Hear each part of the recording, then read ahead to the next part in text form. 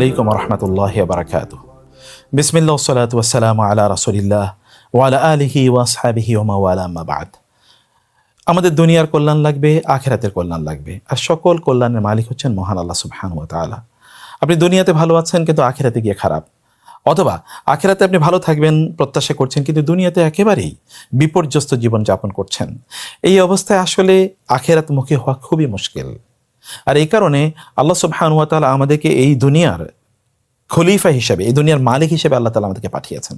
আমরা যেন দুনিয়ার নেতৃত্ব প্রদান করি, এর মাধ্যমে আখেরাতকে যেন আমরা বুনি, অর্থাৎ আখেরাতের কল্যাণ যেন আমরা অর্জন করি।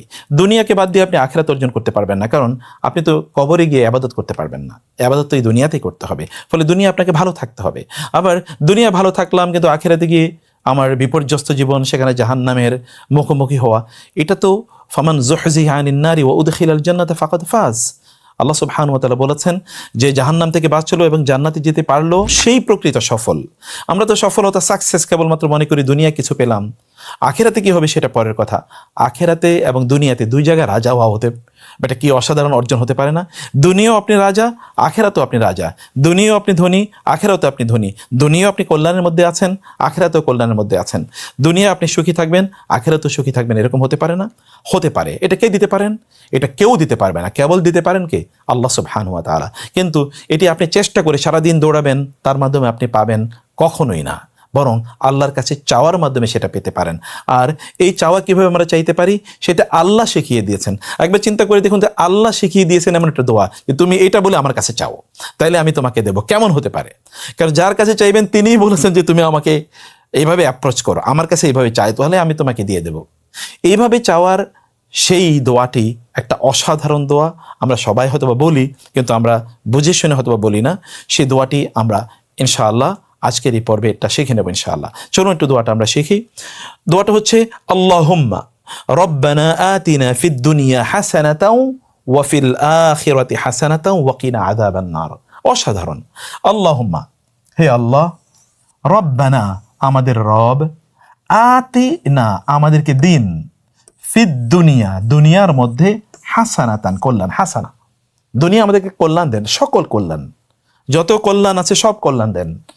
ওয়া এবং ফিল আখিরাতি আখিরাতের মধ্যেও হাসানাতান কল্যাণ দিন।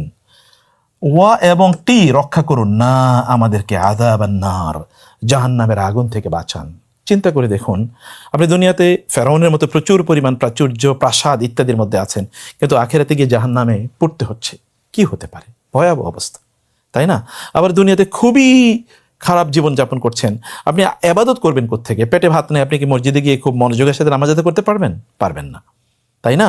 তো ফলে আপনাকে খুব ভালোভাবে দুনিয়াও থাকতে হবে, চারিদিকে আপনার খুবই সমস্যা, সংকট, আপনি কোরআন তেলাওয়াতে মনোযোগ বসাতে পারবেন না। ফলে দুনিয়াও তো আপনার কল্যাণ লাগবে, আখিরাতেও কল্যাণ লাগবে। আর আখিরাতের কল্যাণ জাহান্নামের আগুন থেকে বাঁচা, জান্নাতে যাওয়ার মাধ্যমেই। এটা আমরা অর্জন করতে পারি আমাদের চেষ্টা, আমাদের ইবাদতের মাধ্যমে। তার চেয়ে অনেক বড় কথা হলো আল্লাহ সুবহানাহু ওয়া তাআলা এর রহমতের মাধ্যমে। এই কারণে রাসূলুল্লাহ সাল্লাল্লাহু আলাইহি ওয়াসাল্লাম বলেছেন, তোমরা তোমাদের ইবাদতের মাধ্যমে জান্নাতে যেতে পারবা না। সাহাবায়ে কেরামরা বলেন, তাহলে করণীয় কি? বলে আল্লাহর রহমতে তোমরা জান্নাতে যেতে পারবা। অর্থাৎ আল্লাহর রহমত চাইতে হবে আমাদেরকে, আর চাওয়ার জন্য শ্রেষ্ঠতম দোয়াটি হলো এটি। চলুন মুখস্থ করি। আল্লাহুম্মা রব্বানা আতিনা ফিদ দুনিয়া হাসানাতাও ওয়া ফিল আখিরাতি হাসানাতাও ওয়া কিনা আযাবান নার। চারটি অংশ। তাহলে কি হলো? আল্লাহুম্মা এতটুকু, রব্বানা আতিনা ফিদ দুনিয়া হাসানাতাও ওয়া ফিল আখিরাতি হাসানাতাও ওয়া কিনা আযাবান নার। আবার বলি, চারটা অংশ এভাবে মুখস্থ করবেন। আল্লাহুম্মা রব্বানা আতিনা ফিদ দুনিয়া হাসানাতাও ওয়া ফিল আখিরাতি হাসানাতাও ওয়া কিনা আযাবান নার। আল্লাহ রাসূল সাল্লাল্লাহু আলাইহি ওয়াসাল্লাম সবচেয়ে বেশি যে দোয়াটি তিনি করতেন, এমনকি আপনারা জানেন বাইতুল্লাহ যখন লোকেরা হজ করতে যায় বা উমরা করতে যায়, যখন তাওয়াফ করে, তখন রুকনে ইয়ামানি এবং হাজারে আসওয়াদের এই মধ্যখানের এই জায়গাটাতে এই দোয়াই করতে হয়। মানে শ্রেষ্ঠতম দোয়া এতটুকু জায়গায় এইটাই দোয়া, অর্থাৎ এই দোয়া করলেই দোয়া কবুল হবেই ইনশাআল্লাহ। চলুন আমরা আল্লাহর কাছে এই দোয়া সবসময় করতে থাকি।